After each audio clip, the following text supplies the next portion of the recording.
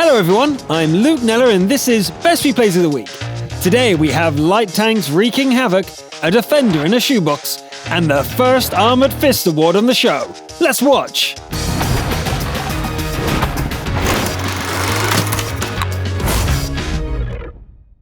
Our first replay features the remarkable support capabilities of the RU-251 light tank. The Confederate of the Week is Peloponnesiaco from the EU region. The map is cliff, and the balance of forces looks good for a light tank driver. Plenty of artillery, and only 3 Tier 9 opponents. The RU-251 is one of the fastest tanks in the game. It dashes for the map center and sprints up the mountain path. One enemy has time to put a shell into the RU on the way up, but then it's the king of the hill. It's a great position for harassing the enemy.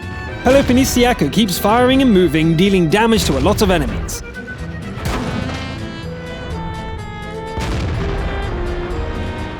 By the time the first personal kill happens, all the regular AP shells have been spent. This works well, but the enemies are in the lead and pressing the defenders hard. Pelo keeps fighting and scores a second kill. What's this? There's only room for a single goat on this mountain. Heat rounds make short work of the intruder. 4 versus 4, and like I said, there's plenty of artillery in this match. Pelo goes hunting and finds the first one almost immediately. It would die swiftly, but the T-43 needs to be dealt with first. Okay, back to killing the RT, and why not load HE for good measure? With the Allies' help, the first SPG is gone in a flash, but the second one lands its shot. Peloponnesiaco dies a split second before the last enemy. Victory from beyond the grave. That's how you carry a game in the support role. This is why Confederate is a badge of honor rather than some failure in securing kills. And now rejoice, for we have our very first Armoured Fist winner. The battle takes place on the CIA server, with Krezigi defending the honor of Anzaf. The teams will clash on the frozen streets of Winterberg. Krezigi's team looks weaker, as they have a Tier 6 scout, as well as 2 Type 59s on their lineup. Actually, Krezigi's IS-3 is the only heavy tank on the team. The team is on defense. When the battle starts, the main force take up positions covering the forward capture zone. The enemies are certainly bold. A T-32 drives straight into the capture zone, forcing the defending team into action.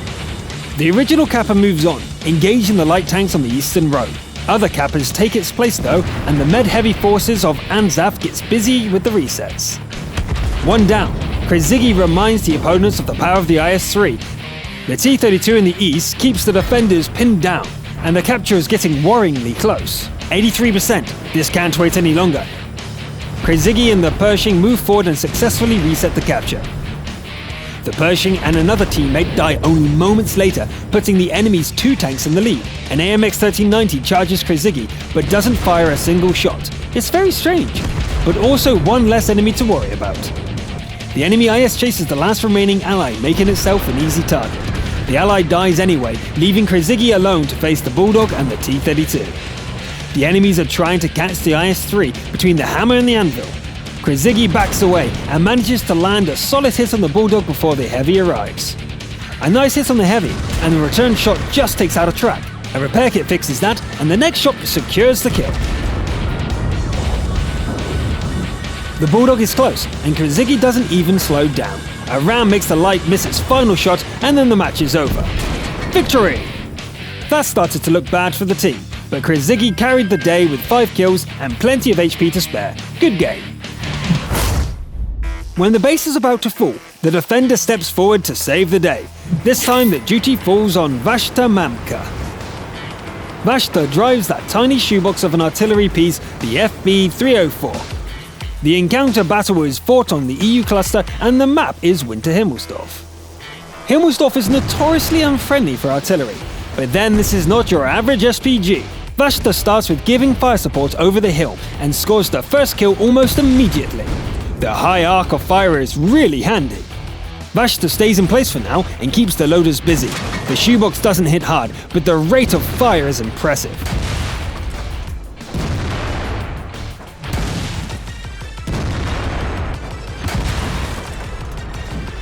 Looks like you could use a little help there, friend.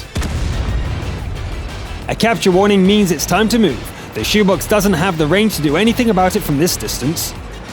Now let's see, where would they be? No. Come on guys, spot them just for a second. I've got you now. Boom. The FV shells have basically no splash radius, so the other cappers are safe. It's time to move. Okay, this should do it. Hold real still. There we go, now to clean up the rest. Lucky Hetzer. Let's hope it enjoyed those extra 12 seconds.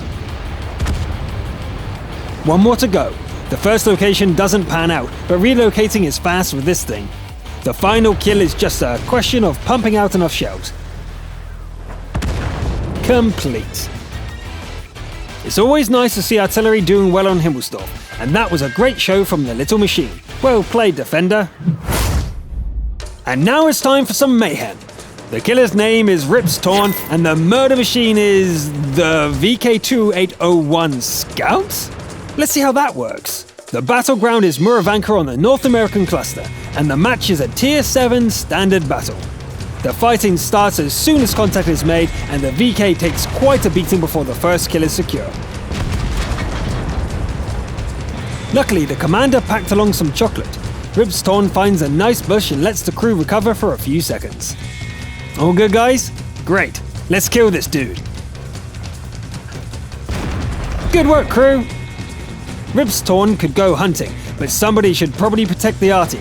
Anyway, the enemies keep coming here. Hey look, an IS, and it's practically at full health. This is why we carry heat rounds. The IS takes a while to put down, but that just makes it more satisfying. Hi Arty! Bye Arty! A well-aimed shot from ambush, but no damage. Also, it looks like the last ally has just died, and there are 4 enemies left. Rips Torn looks around for a while, and then settles on a spot near the capture circle. Does the killer scout really have the patience to wait here? Of course not, and just as predictably, the capture starts as soon as the scout has gone on the hunt. Okay, first the arty. It dies with a shot, but the alarm keeps wailing. The TD is made of stronger stuff and survives with 8 HP. The second capper is looking the wrong way.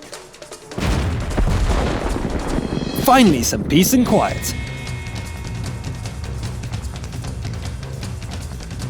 The hasty shot manages to only betray the scout's position.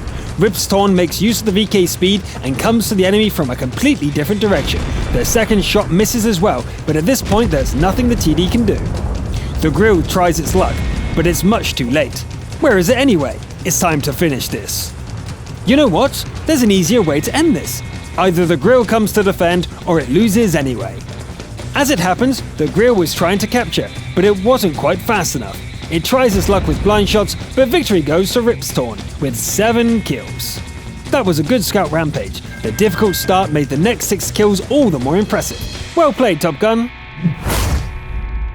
And now for the last treat of the day. Matty Rowe from the North American servers drives the AMX 1357 Grand Finals on Insk, delivering a crucial contribution. The battle starts and Matty Rowe heads east.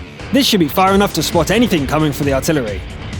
The T-71 is a tempting target, but Matty Rowe chooses to stay hidden for now, and the enemy scout turns back.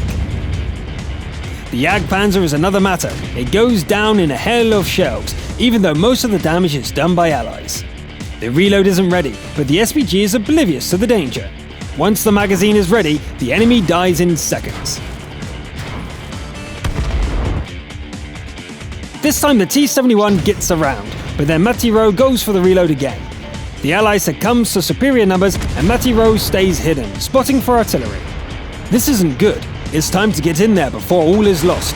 The AMX swoops in, and the Stuart Imel and T-71 die within moments of each other. Another reload and then the Jagdpanther? Maybe not. Matty Rowe heads back to base, but there's nothing to be done here anymore. The game is 3 versus 7, with lots of heavy gear on the enemy side. As Matty Rowe drives towards the action, the remaining allies die as well. All alone against 7 enemies, with a gun that averages 90 damage a shot. The AMX dives in without fear, but a full magazine isn't enough to kill a KV-2 from behind. This will not be easy. Reload's done. Let's go! The KV dies, but the Jagdtiger's hide is much too thick. Half the hit points are gone now, and ammunition is running low. Loading APCR, Matiro ignores the capture warning and goes on the hunt. Unfortunately, the Jagdpanther II is ready and waiting, and delivers a devastating hit. Matiro's third round punches through and kills the TD, but the AMX is down to 6 hit points. It's time to deal with the Kappa. The Jagdpanther misses its shot, but again a full magazine isn't enough to kill the enemy.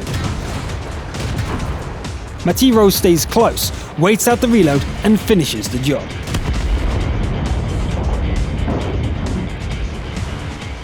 Artillery strikes close as we take a look at the numbers. 14 shells left and 4 enemies to go. Dodge! Careful aim at the commander's hatch, and the AT-15A is no more. 3 more to go.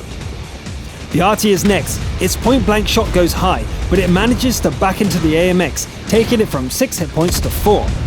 Matiro reloads with regular shells and heads back to deal with the final capture attempt. They are both here. The Jagdtiger faces the wrong way and the RT misses its shot. It would be over in moments, but the 5 shells aren't quite enough. It doesn't matter. Another reload and it's victory with 11 kills. Wow! Talk about the little tank that could. And with just 4 hit points and 2 shells to spare. Good show, Matiro! That's all for this episode. After that, I want to play my 1375 now. Oh, if you see me in game, make sure you say hi. I'm Luke Niller. Cheers!